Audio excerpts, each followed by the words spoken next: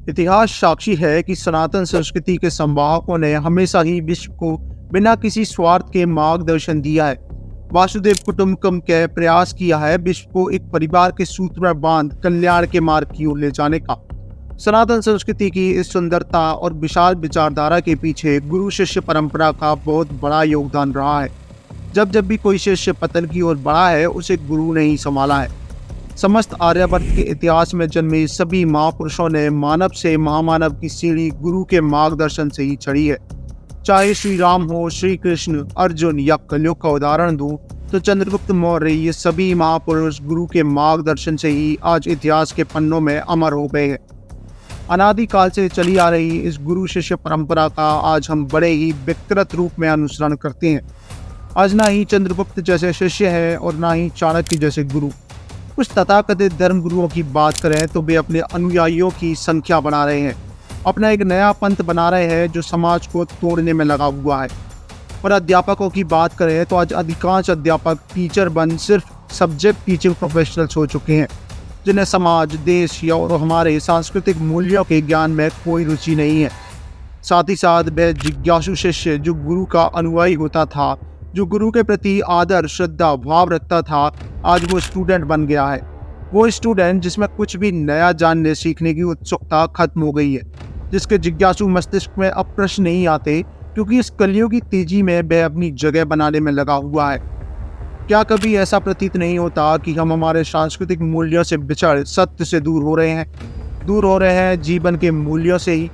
और इतिहास में तो कई महान गुरु और शिष्य हुए जिनके जीवन की सत्य घटनाओं को आज भी सुनाया पढ़ाया जाता है, प्रयास किया जाता है उनमें छिपे ज्ञान को अर्जित करने का। मगर आज समाज में हो रहे पतन को देखते हुए लगता है कि मनुष्य को व्यक्तिगत स्तर पर एक गुरु की आवश्यकता है। अब मुझे नहीं पता कि आप किस गुरु का अनुसरण करते हैं, मगर आज आवश्यकता है हमारे उन पूर्वजों को अपना गुरु मान उनका अनुसरण करने की, जिन्होंने अपना समस्त जीवन बेदोषी बन जिया।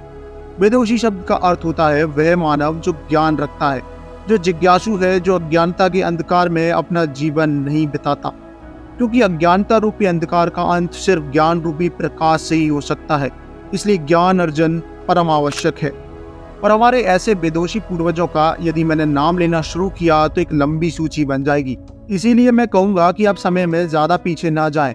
कुछ 1 से 2000 वर्ष पूर्व जन्मे जैसे माधवाचार्य, ब्रह्मगुप्त, भास्कराचार्य, आर्यभट्ट आदि वैज्ञानिकों का ही किया गया शोध और लिखी पुस्तकों को पढ़ने से शुरुआत करें।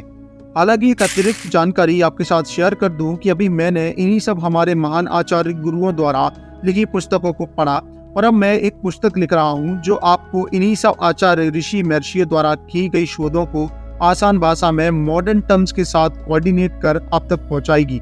अब इस विषय पर लिखने बोलने को तो बहुत कुछ है, मगर महत्वपूर्ण है समझना, और उससे भी अधिक महत्वपूर्ण है इन सबको अभ्यास में लाना।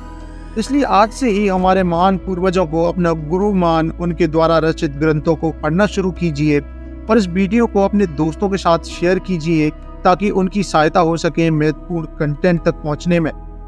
इनकेस हमारे गुरुकुल सिस्टम और एलॉन मस्क द्वारा निर्मित एडेस्ट्रा स्कूलिंग की एक कंपैरेटिव स्टडी देखना चाहते हो तो स्क्रीन पर दिख रही मेरी इस वीडियो को चेकआउट करना बिल्कुल नहीं भूलना।